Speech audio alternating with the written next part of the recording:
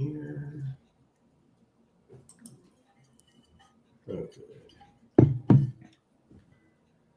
Oh, hold on. Okay.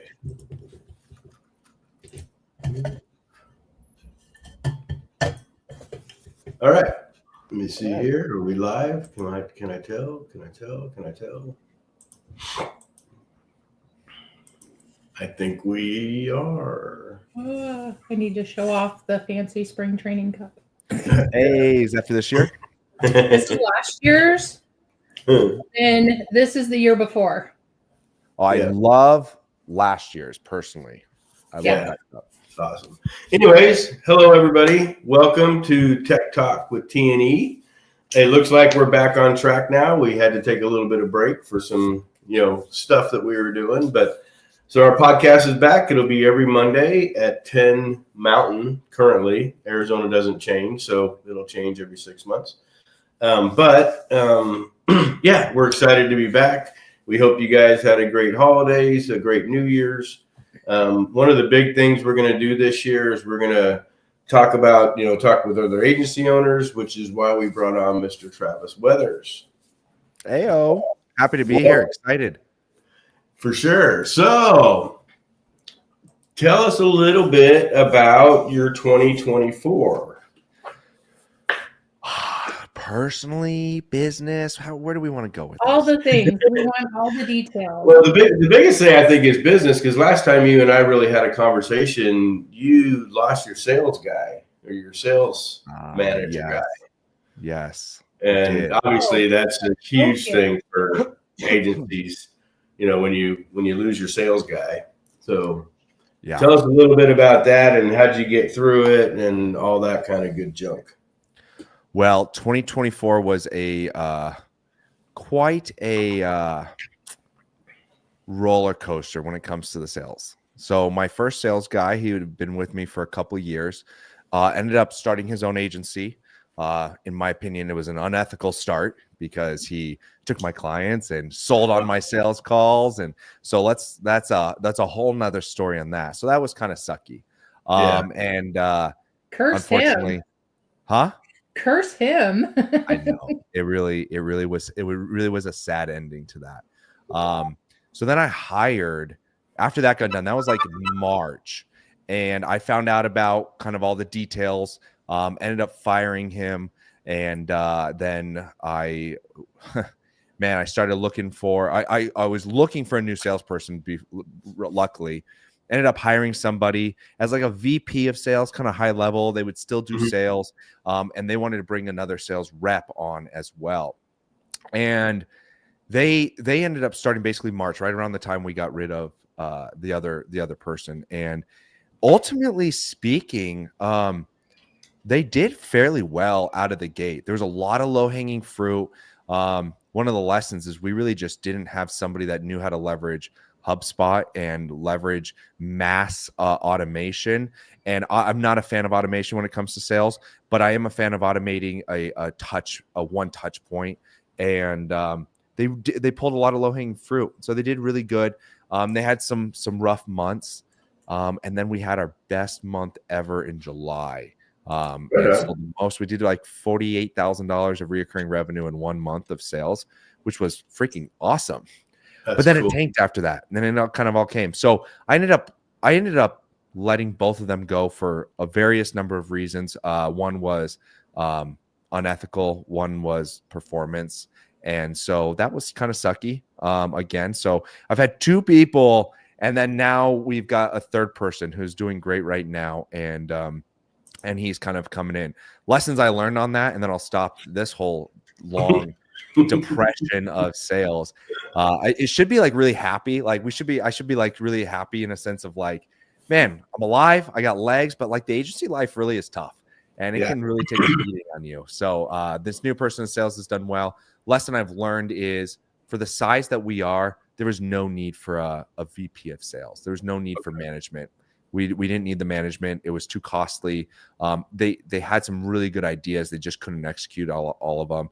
So the investment into a high paying person would have been worth it with the outcomes, but we were tracking their outcomes. They didn't hit it. So I would have we skipped management this time and went straight to just a sales rep. So and then so basically the sales rep, once they bring them in, do they have anything to do with the project going forward, or is it strictly a handoff, bring some new people in? Yeah, I have them focus specifically on what they do well, which is selling. And so I don't like having them involved. Now they can build relationships, long-term relationships, just like any good salesperson will do. A long-term relationship, checking in every 3 months or whatever, because you're going to be able to get referrals and from this person. And so there's a reason for it. I don't want them involved afterwards, because their job and what they're paid for is bringing in new companies. Our number one outcome, we have 2 outcomes in the sales role, and we can break this whole down later on if you want, but is new reoccurring revenue. I don't want them, it's not their responsibility to maintain the relationship after. It's not their responsibility to maintain deliverables. It's not their responsibility to make sure the client's happy afterwards. That's a whole nother team. That's all their goals on that. So they are just responsible for finding new companies and bringing in new companies and bringing in new sales. That's cool. I personally like that because it just allows them to kind of focus. Yeah, no, I get it for sure, 100%. Where did you find somebody like this? Did you have a network you went after? Did you go to a site? Was it a referral? I mean, because we struggle with the same thing of finding a good salesperson. So, and we've talked about that many times. So, by the way, do you have any second place people? Okay, so there's 2 things I'll say to that. Number one, I think that it's a little bit of a I don't know the right word to use, but you almost got to like jump in a little bit, because like it's hard to find a good salesperson because they are built to sell. And then as SEO people, you're built to like not oversell. And then they don't know SEO. And a really good person who knows SEO is probably not selling. And so that's a unicorn. Hard to find unicorns. So I don't try to find unicorns. And so it's a really tough game. So you bring it up. Number one metric outcome in the role. So in their job description, we say you have 2 outcomes that you're responsible for, and we have a tracking. Number one is new reoccurring revenue to our quota and our target. So that's based on historical data and what we believe the business can do. And so we have that built out so they know every month whether they're hitting their goals or not hitting their goals. The second one is setting the right expectations, aka selling the right type of client. I can deal with underselling or overselling because we can bring them down in pricing. We can upsell them in pricing. What I can't do is I can't change a wrong setting expectation or a bad client. And so the way we track that is we have, I think it's a 95%, which ends up being like 1 out of every 20 clients in the first 3 months. If the CSM team or the onboarding person, and then with the approval of like a higher up, like the president of the company or me, go, this isn't a good fit. They're a bad client. They have the wrong expectations. And we verify on the sales call that they were set the wrong expectations. We can let them go. That client, we can let that client go. Or if the client is just like, this is too much money, and they leave for some reason, whatever the reason is, money, finances, whatever it is, in the first 3 months, that's a ding on the salesperson. Okay. So they have to have a 95% success rating of bringing in the right client. So it creates this nice tension that I like them living in, which is you need to sell people, but also not too many of the wrong ones. I don't mind a wrong sell every once in a while because you push the limit on it.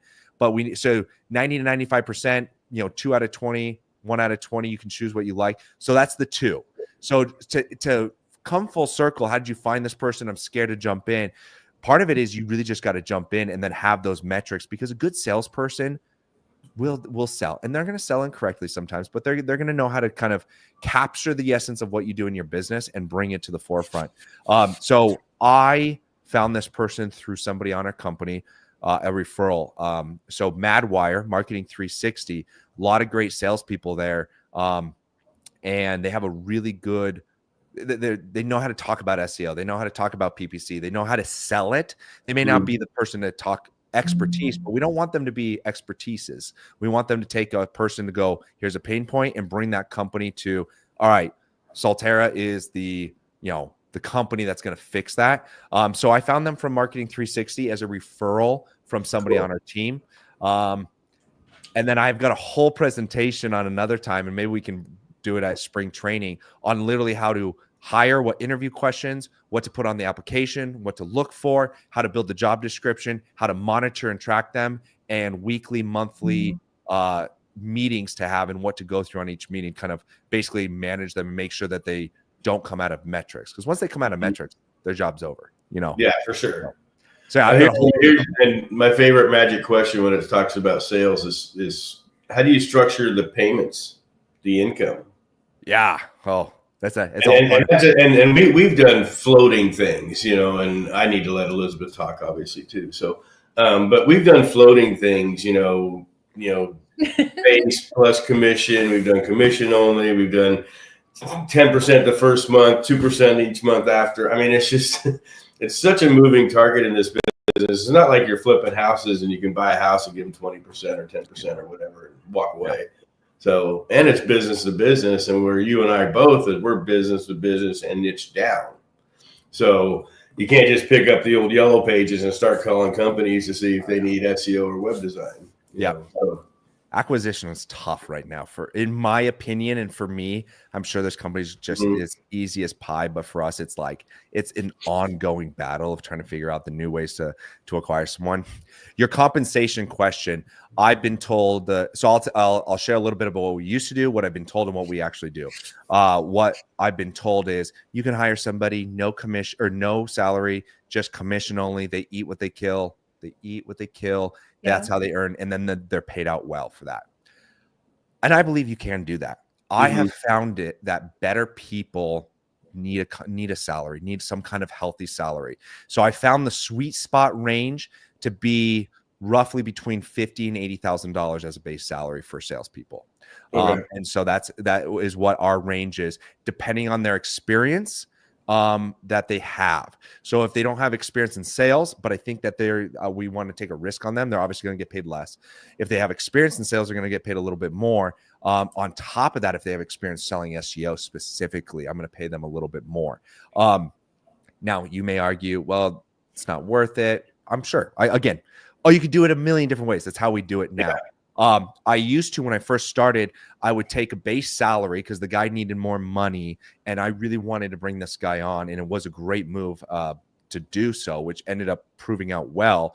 But he needed more money. So I paid him a higher base salary, but he had a minimum threshold of clients he would have to sell, or MRR he'd have to sell. And then anything after that, he'd get commission. So you're you're paying commission up front. I don't do that anymore because it's way too risky on the business.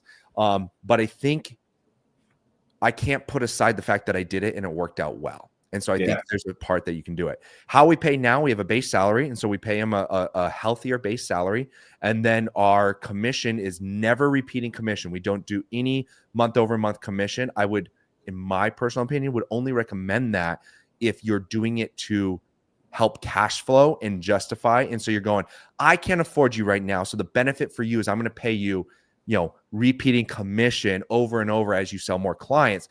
I would just have a stop limit on that. I would go, that's for a year or that's for 2 years. And then know that it's going to stop, because as you build the business, you're going to have the ability to not do that anymore. And ultimately you don't want to do that. I think you could cash flow it out over 3 months. We have a clawback where the commission gets they don't get if the commission gets removed if that client leaves in the first 3 months. So just like we track it, their downfall now is not just like, oh, it's a ding and they lose the commission. So it really incentivizes to sell the right clients. And then the way we commission is like a tax system. And so I can actually bring it up if you want, or I can just talk about it. Sure. Yeah. Either way. Here, I'll bring it up on the screen here. How do you share? There we go. Share screen. Share screen, AE, and I it may be a little bit left or right of what it is, but oops, this is that part. Okay, do you see that? Yeah. So it's like a tax system. So just so like a little caveat for anyone listening, because all these podcasts are always isolated. You don't know the context. You don't know what's going on. You don't, whatever it is, to try to bring as much reality and transparency to this. I think this is a little high. I don't think you need to pay that high. The reason why we do it, I think the bigger the brand and the more well off your brand is, and the more flow of leads, you can pay less. But because we know that sales helps so much, we know it gives us a good injection of cash, we're willing to pay a little extra and take on that risk as a company. Right now, I would say this is more risky on the company and a little too risky, but we're doing it. So the way this works is your first $5,000 of sales, you get a 15% commission on. Then 5 to 9,000, you get 30%. And then 9 to 15,000, we get 40%. But it's only within the tiers here. So you're only getting paid 40% on $9,000 to $15,000 in sales. You have a killer month, you sell 15 to 25,000. I'll pay you 50% commission, and this is commission on the first month. That was my next question. Yeah. So if it's $3,000 that they sold, and they at that point in that month, because I'm incentivizing to push sales. So the reason why we do it month over month is it incentivizes urgency in the sales call, because then everything resets. So they're incentivized to sell as much in that month. So if they sold $3,000 and they're now at the point where they're in the $15,000 to $25,000 range, they're going to get a $1,500 paycheck for that.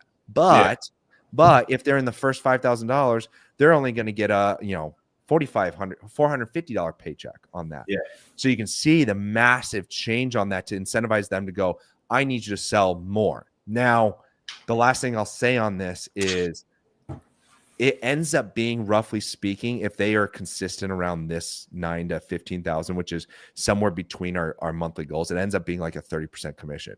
So I'm a fan of simplification. So if you could simplify this to just go, I'll pay 30% commission on every sell, that would be a really great way of doing it. So yeah, that makes sense. So that's what we do. There's some caveats. There's some kind of context and color on that, but ultimately it's worked well. And new sales is a great injection of cash because we have a startup fee, and so it's helpful. And we want more clients. We want more attempts at winning, and so we want to incentivize the salesperson to do it well. That's awesome. I have a question. So you've had some turnover in the last year, and I know what it's like to churn employees, and it's not fun and nobody loves it. Do you subscribe to the hire slow, fire quick, or where are you at with that? Or, I mean, because if you're in a bind and you need a salesperson, sometimes you just got to suck it up and hire quick and then figure things out. You know what I mean? Yeah. If you're going to force me into a box like that, I'd probably lean more towards that. Ultimately, I have hired quickly many times, and most of the time hiring out of necessity has not done well. And I would say it's not necessarily because it's out of necessity. I would say just because our systems and our processes aren't good. Like, I think I could go find a CSM fairly quick if we were urgent and needed, because we have a really good application process for our client success managers or our account managers. We have a good application process, a good testing process, good interview questions. And so we have all these people that have applied. We've obviously hired the ones we want to hire. We've got our fallbacks, and so we could go hire quickly. And I think it would actually end up going well if we hired quickly out of necessity, because we have a good system and process around that, and we have good intentionality on the hiring process. So yeah.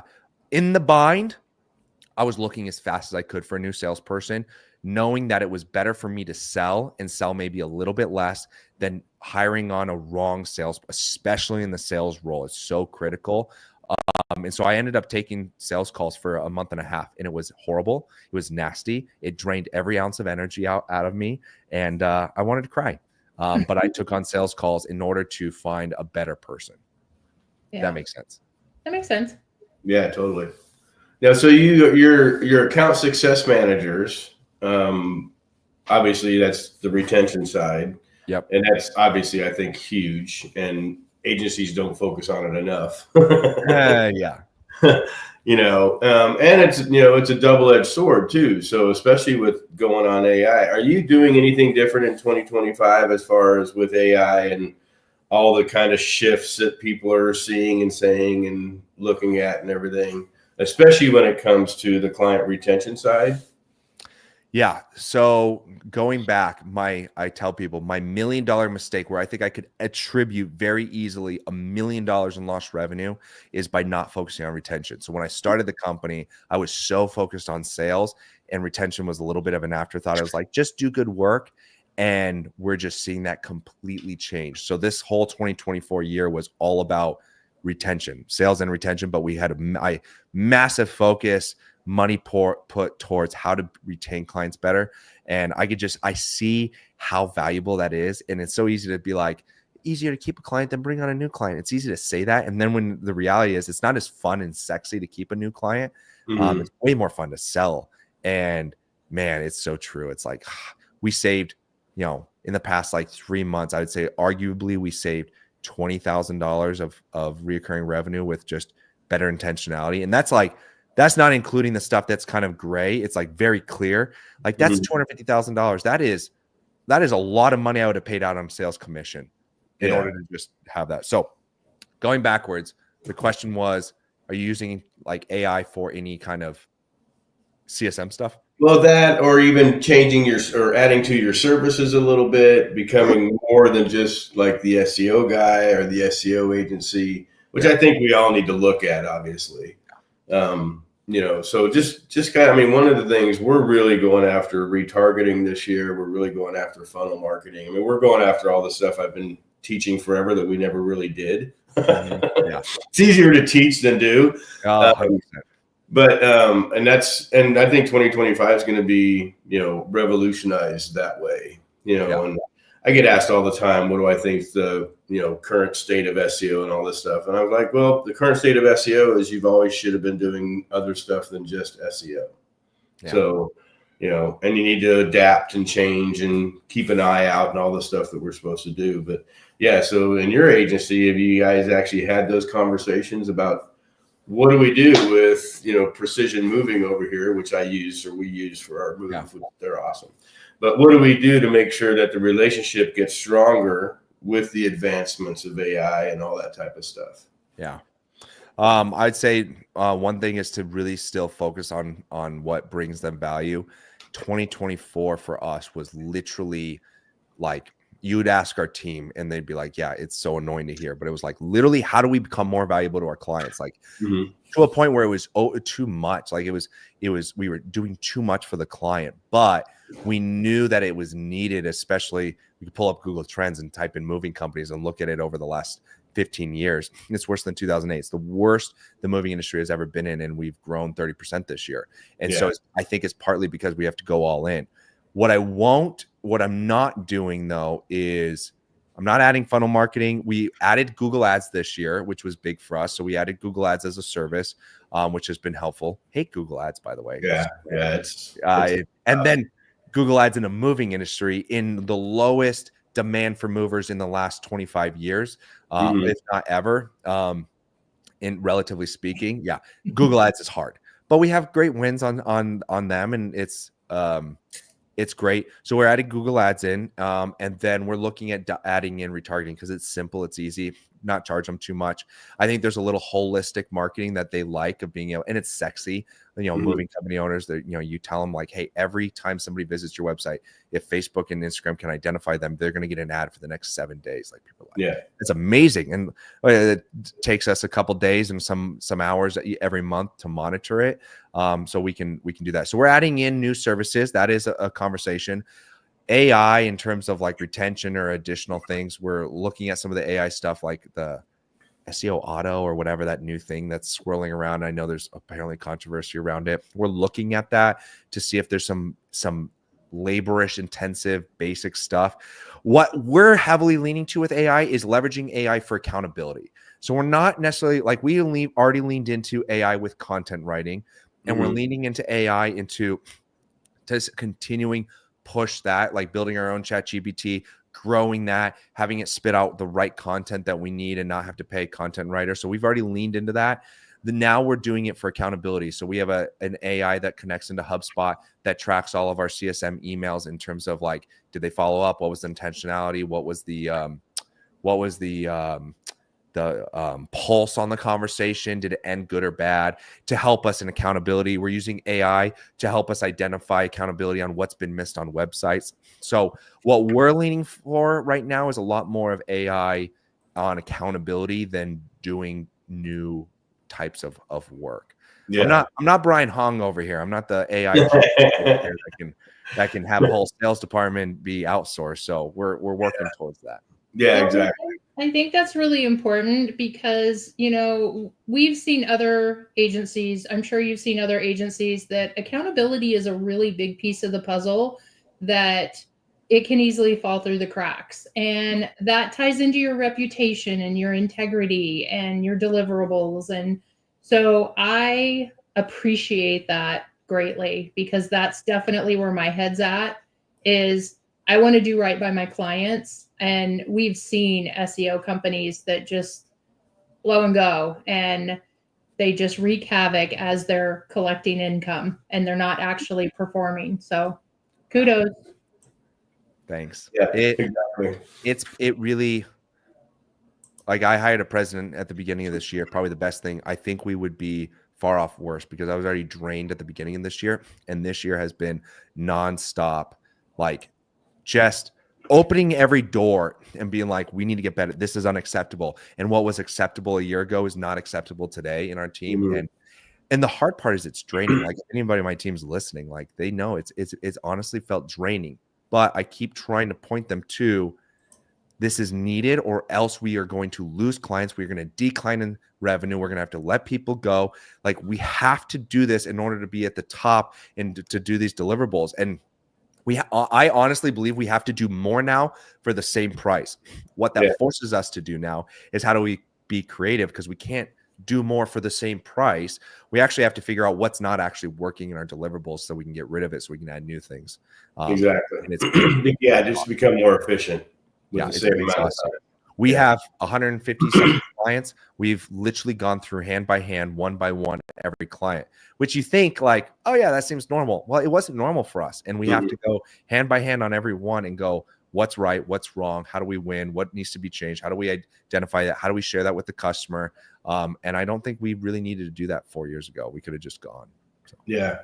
And I think the big thing nowadays too is paying attention to those long-term clients that you might not pay as close attention to because they're doing great. They're getting leads, but when you go back and look and you're like, oh crap, we've lost 30% of traffic. Yeah, they're getting leads, they're happy, but why did we lose this traffic? And you talk about the low-hanging fruit, and I tell people all the time, I said, especially long-term clients, if you're not paying attention to them, and I'm not talking just blogging, I'm talking about metrics and stuff like that. And, I used to get up every day, or there was an algo update, and I'd be in every single client's account trying to figure out anything happened. And I don't do that anymore. Just like, we take a snapshot.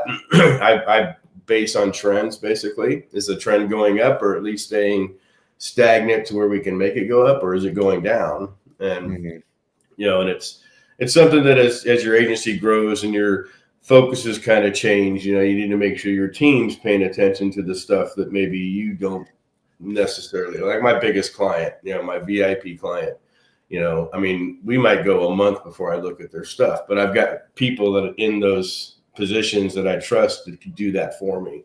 Yeah. So we don't put our brand new VAs into our super client bucket. Which is hard to say though, when it's like, well, every client's important. It's like, well, is every client important? It's like, yes, but they're all paying differently. And so there's a value change. And so how do you set that right on the expectation of the sales call? Yeah. Which is hard. Sure. And I say all this year was the first year that we've upsold. So many clients. And so there's a lot of low-hanging fruit of just clients who are doing well, who go, I want more. We've lost clients because they wanted more and they were just kind of doing well at where they were at. And I want to say it could be more, it could be less, but $30,000 in upsells just from our client success management department in upsells. Last year we did, I think, $0 or maybe $1,000 last year in upsells. This year was $30,000 in upsells of all clients who go, this is going well, I'd like to do more, I'd like to spend more. And it was a big bomb that went off in my head, because I just think every client, they're at their max budget, they're doing everything they can put into SEO, and it's like, no, some of these clients are like, they've got some room and they've seen results and they're excited to spend some more and see if they can get more results. And so that has been great, because I say do more for the same money, but also on the same side of things, like we've upsold a lot of clients. Yeah, and I think upsell is important, especially if the client doesn't know what you do.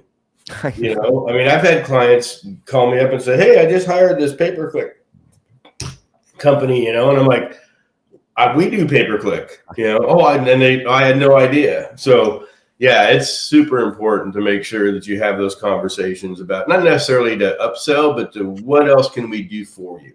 Yeah. Have you ever thought about doing X, or have you ever thought about doing Y, or, you know, we have a great AI video department that we could really do some cool AI video stuff. I mean, just those type of conversations, instead of saying, well, Mr. Client, you know, you had 40 phone calls and 30 form fills and everything's on the upswing. Have a great day. We'll see you next month.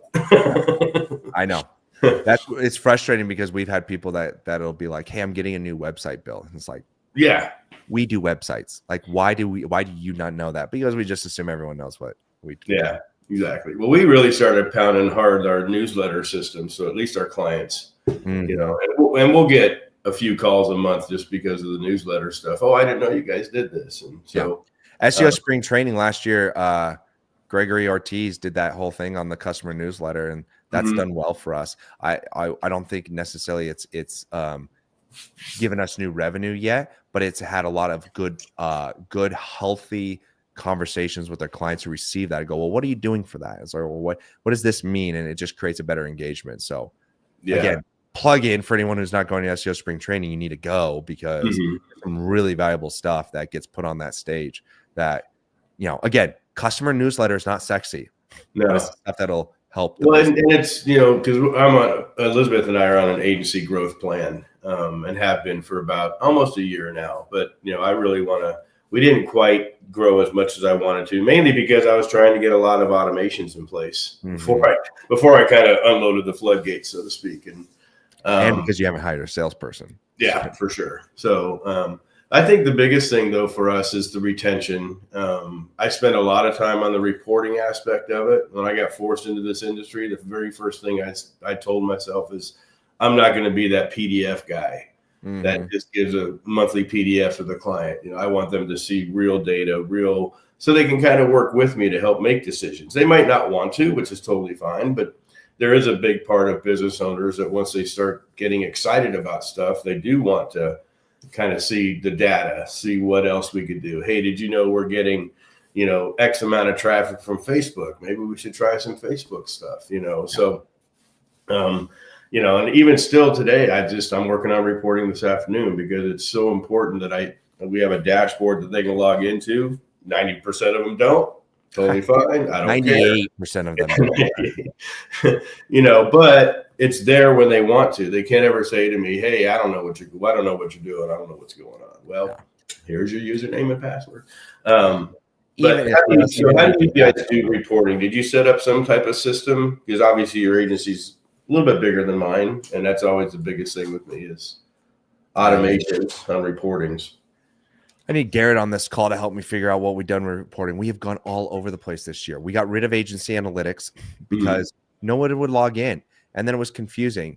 And I honestly don't even know what we do with reporting. At least with our clients, we have found that simpler is better. And so we've gone back to the OG, how I originally started. And I think we have a Google Doc that we just update of what are the deliverables that were done, what's your ROI, what's the stuff to come. One of the things that we've done very differently this year is it is way more heavy in communication, way more heavy in getting people on the phone call. We say that, but we don't actually do it. I mean, we are trying to push calls, Zoom calls, monthly meetings as much as possible.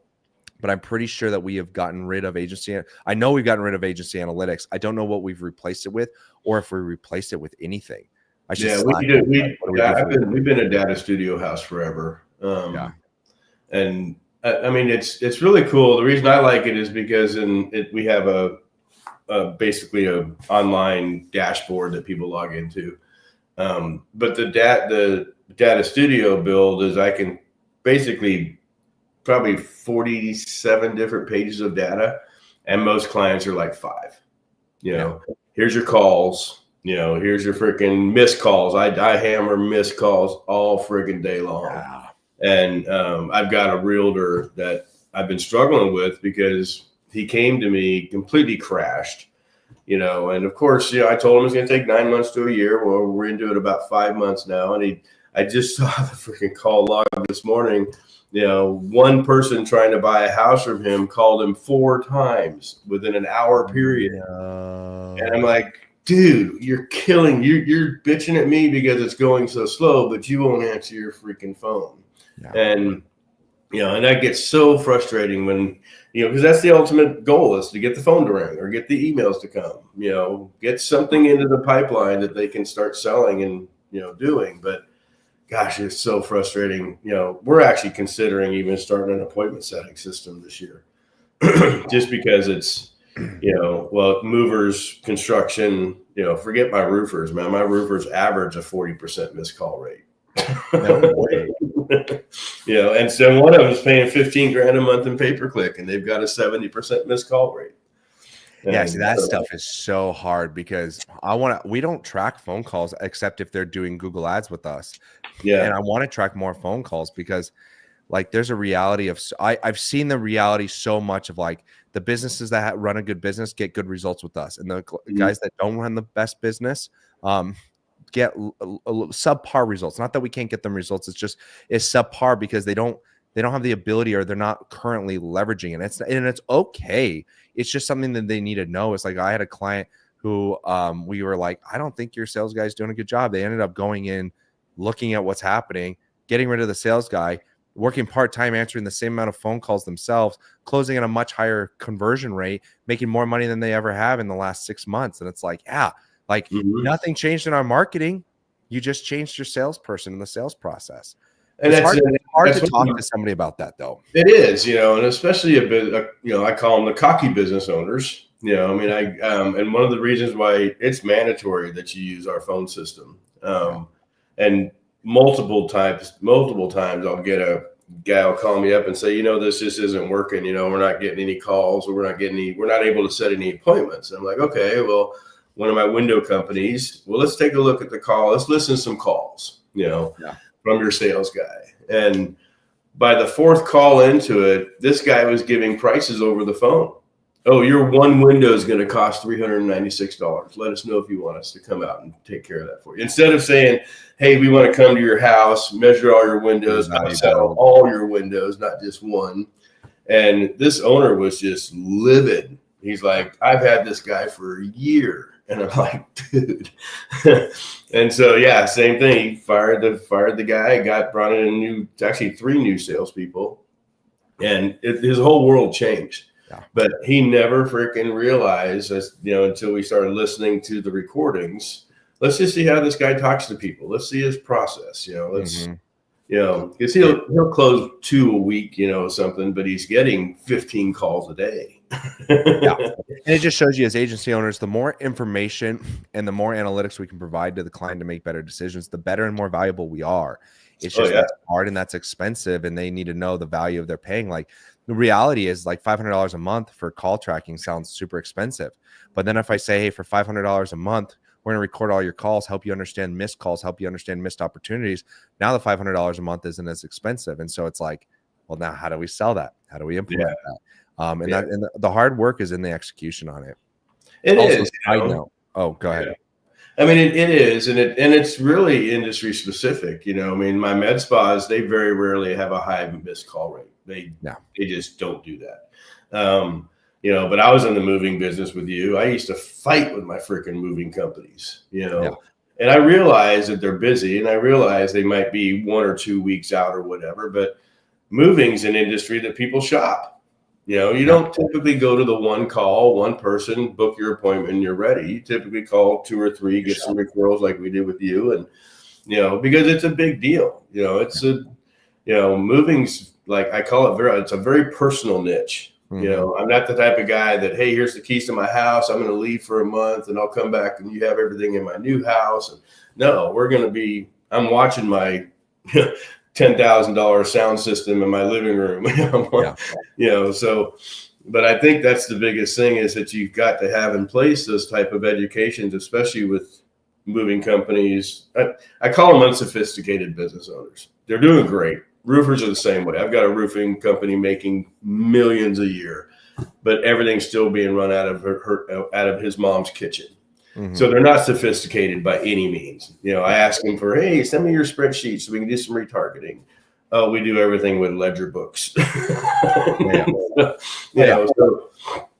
the hard part is like a lot of us are in the same boat. It's like you could call it unsophisticated. It's just you got different levels of type of business running. It's like you can find that in the agent, find that in any space.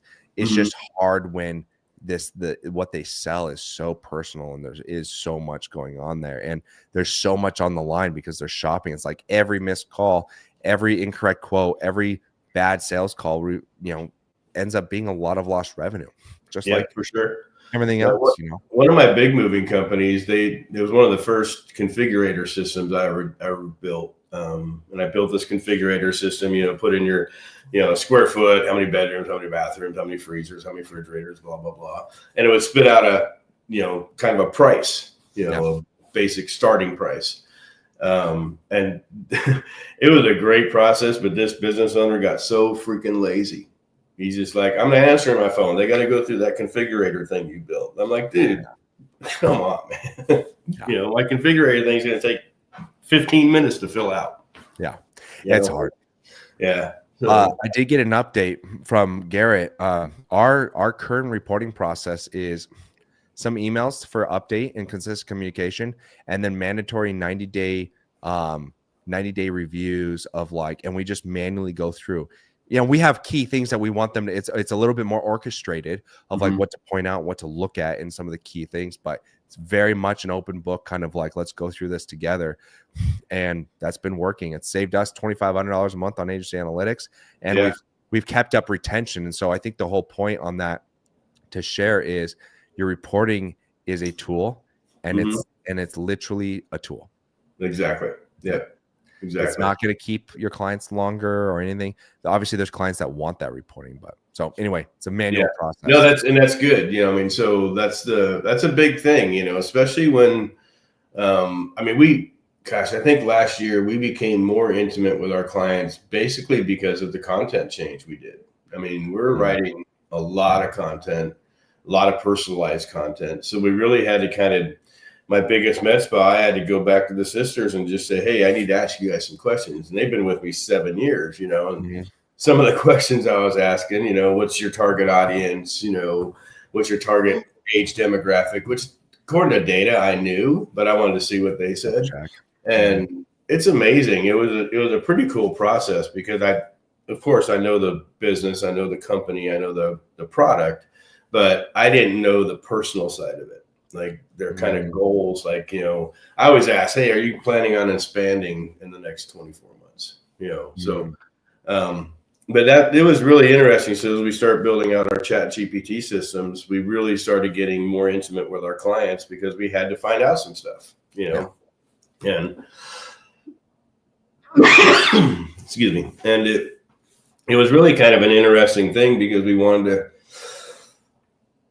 to, damn, COVID. Yeah, really freaking dry Phoenix winter. I think it was like 40 freaking degrees this morning. Yeah, it was cold. So, but no, I love that aspect of what you're doing and everything that you got going. So, tell me about different things that you were doing within the moving industry. Do you see big changes coming within this year? Obviously, interest rates are still sucky. Do you guys kind of keep your hand on the pulse with all that? We do. Kind of stuff? Yeah, I speak a lot in the movie industry, which I've loved. I've enjoyed it a lot, and it's been good for value building. It's been good for getting clients. It's overall a good strategy, and I'm in tune with kind of their pain points. I would say most moving business owners are down. The small ones could be up in revenue because they have opportunities, but there's a lot of them that are down. But again, I would just say that relatively speaking, every market is different. We've got a client who's a big client and up this year. But yeah, we're in tune with the interest rates. We're in tune with their pain points. Biggest changes coming. I think that I think that AI in terms of the conversations will be a lot more. I think a lot more moving companies will adapt AI type conversation. And so I think that is going to be something that's big. Like call answering, I think will be a lot more prevalent. Call answering, chat systems. Yeah, exactly. I don't think it's going to take over, but it's going to, people are going to be much more used to it, much more open to using it. And they'll leverage that more. I do think that 2025 will be the first year of like improvement in the moving industry since 2022. That's my prediction. I'm hoping that's the case. I also know that lead attribution, and I think this is for any business.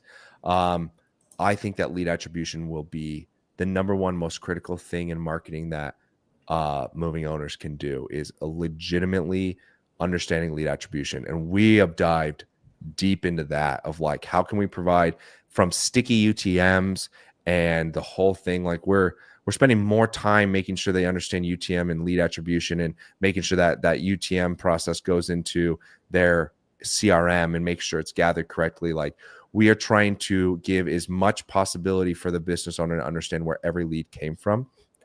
That's hard. We're going to be continuing to lead and lean more into that. But I think lead attribution is going to be so key. And I don't think it's a software that fixes it. I don't think you can just get a software that just plugs in and there it is. I think it's a manual process, and it's what a marketing person can do that most companies don't have, or the marketing person doesn't have the ability to do that. We're going to try to come in and give that clarity in their marketing as much as possible. And I think that's awesome. I think is, again, once they start gathering interest on where stuff's coming from, he can have better conversations and, talk about more sophisticated things. It's been 4 years since I've been in the moving industry, but I never found anybody that had a real CRM. It was just, it was just like a whiteboard and a calendar. Now a lot of people have CRMs. There's a lot of good CRMs in the moving industry out there. So now it's quite different. Good. Cause that was one of my big frustrations, because I'm a data guy. I always ask every client we take on, hey, give me some of your data. They don't have it. So then it's like, well, then how do you provide it? And it's like, there's a lot of work now. Yeah. Also, we're trying to go into a new industry this year. So pray for us on that, because it seems like it would be so easy. And yet I'm like gun shy, but we are going to try to, we're not even choose one industry. We just want to take on some more different clients in different industries.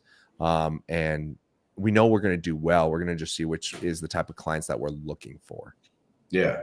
That's awesome. I'll never be 100% medical spas just because I like other industries, but Elisabeth does websites for everybody. But but then again, I get caught. One of my biggest medical spas, her husband is a lawyer. I decided to take him on, and I'm not having fun with this one just because it's one of those things.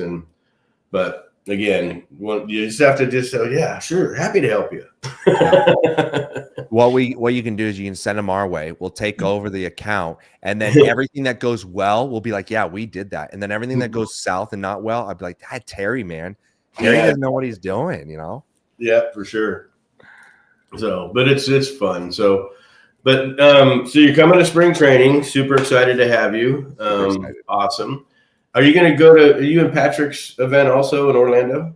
Yes, I'm going to go to that as well. Yep, me too. Which I'm excited for as well. And I actually think, I don't think it's confirmed yet, but I think we're going to bring somebody who got their visa, one of our top SEO guys, bring them out with my head of operations, director of operations. And so might bring some people. Yeah, that'd be awesome. So that'd be great. So anyways, Elisabeth, do you have any last minute questions? Anything at all? Anything? No. You sure? Mm-hmm. Hold on here. Oh, hold on. I got to edit my code. It has edit my thing here. Do you guys did you guys do your 2024 review and 2025 goals yet, or not yet? We're getting ready. Actually, I was talking to Patrick yesterday. We're going to wait on the goal side until after Patrick's event. So, because we did that last year, we did them before, and then we redid them again after Patrick's event. So, like this time, we're just going to wait for. And I told him, I said, you should have had it in January instead of. Well, one of the things that Terry and I were talking about. Hold on, I echo. Yeah, you have an echo.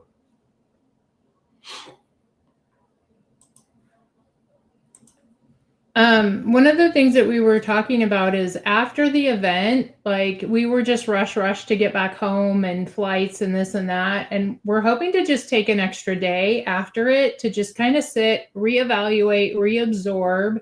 Because, going to those events, it's drinking through a fire hose. Yeah. And it's so much information and you want to do everything all the time, all at once. And it's just too much to integrate. So we want to sit and have a discussion over what's the most strategic steps that we can make this week. Yeah. And then break that up. So that's definitely some of the things we want to do. I think it's so key because there is so much. We even do it too. And you really have to just sit back after that, get that one day. And then really just like choose like 3 things.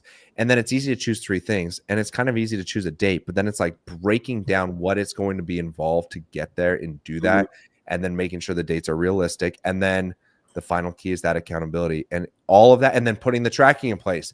And it's so easy to say. It literally takes like 3 things could take like 8 hours just going through like exactly how it's going to be broken down. What are the due dates? What kind of KPIs are we going to track to make sure we're on target for that and on track for that? How are we going to track that? Who's going to be responsible? It's kind of a lot, but I find that every time we do that, it makes it so clear of like, all right, this is it. Like above all things, podcasts, this, that, cool thing I want to try here. I have to get this done.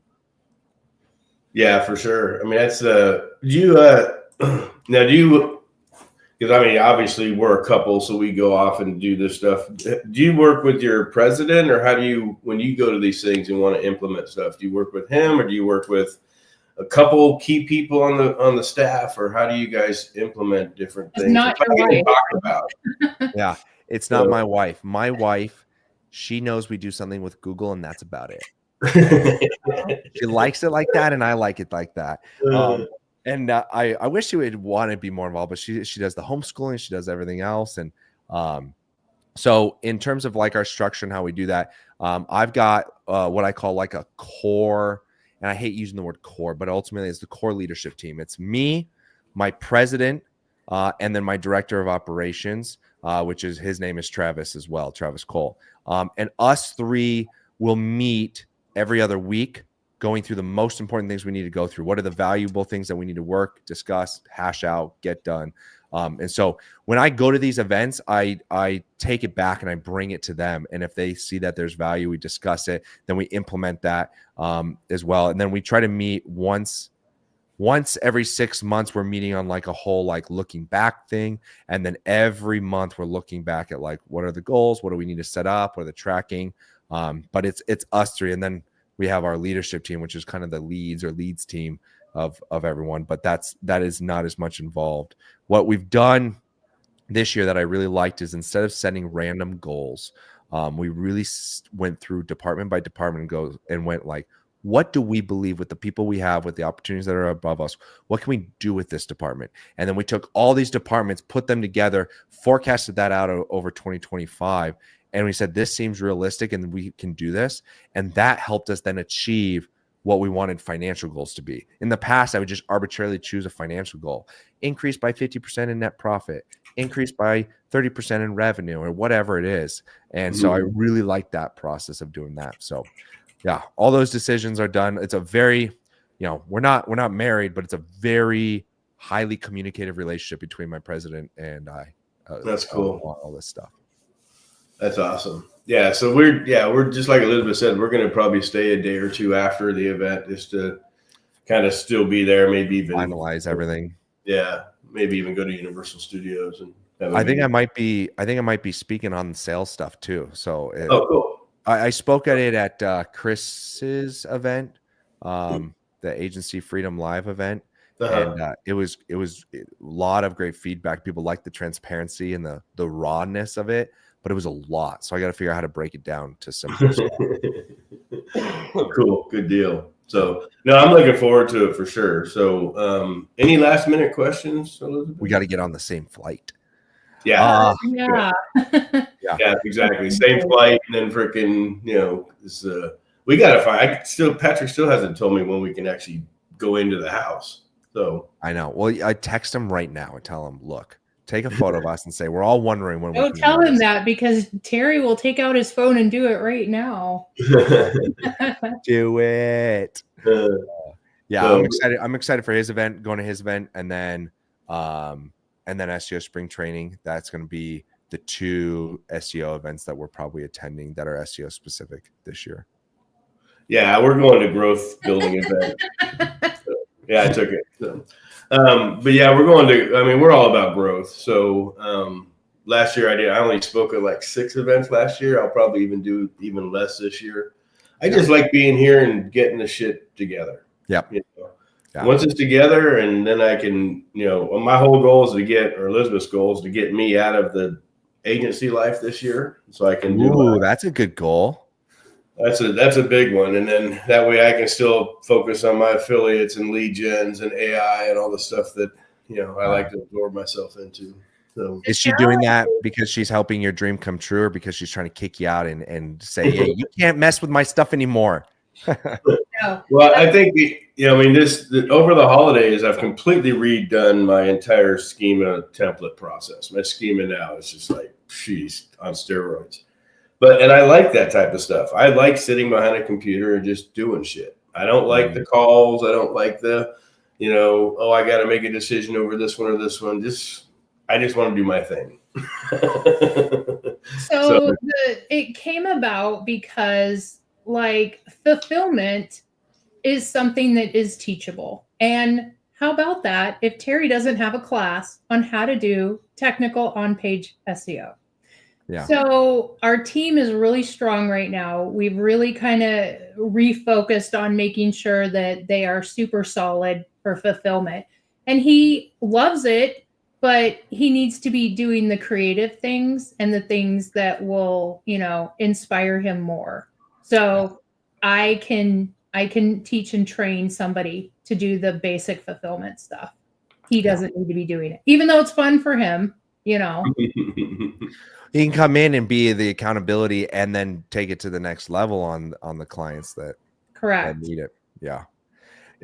Correct. And part of it, and does he do the sales call? So as part of taking him out of agency life is finding some salesperson to help. Yes. Yeah. Well, and I'm sure in the beginning you probably didn't do as much as we've done, but for probably the first 7 years, our agency was just Terry and I, no VAs. So we have worn all the hats. We have done all the things, and that's why I manage my own servers. I build websites. He does all of the SEO. So we're used to running really lean, and beautiful. So we need to work on the business, not in the business, which is what every major agency owner tells you. And when you've been doing it for so long, that's where the challenge is. Yeah. Well, that's also your greatest strength. It's also your greatest strength because you know what it looks like to be good or bad, and so you can manage that a lot better from afar than someone like me who I couldn't tell you what a server good or bad it looks like, or what a properly installed schema looks like, and so it's really hard for me to manage from afar because I don't know what good looks like. We have standards. I mean, we know it, but I couldn't look at it. I have to rely on other people to be truthful and in the presenting of the data to tell me whether it's good or bad. I can just play devil's advocate of I'm going to pretend I'm the client and this doesn't look good. Yeah. And it's really difficult to get out of it when you enjoy it.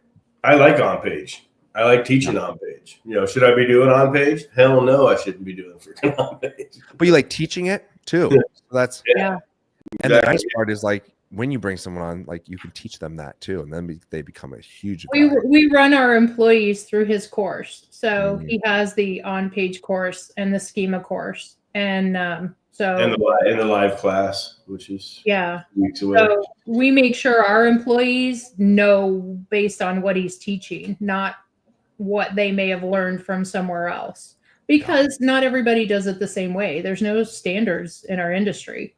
Yeah. So Yeah, the downside of that is there are no standards, and so everyone can be an SEO specialist, and there's no standards to say like you had this certification or you had this experience or whatever it is. We are leaning a lot more into on-page this year. I mean, we started doing it last year and we're leaning even more on it this year. We know there's benefit. We see the value. We see the value of spending more manual labor time on each website. We're trying to lower our cost of guest posts. I know that between last year, everyone's like, you're spending way too much money on that. And it's worked, but we see that it doesn't need to be there. And so we're leaning into how do we do better on page? How do we create more content so that we don't need to do as many guest posts? And I'm excited for that process, because when you lean into the on page and all that good stuff, and the training increases, like you just become better overall. Oh, well, that's going to kind of lead into Terry has an on-page class coming up. Why don't you run your team through that? And, he's worked with other agencies as well to try to give them a lot more foundational skills and knowledge. So it's an opportunity. I love that.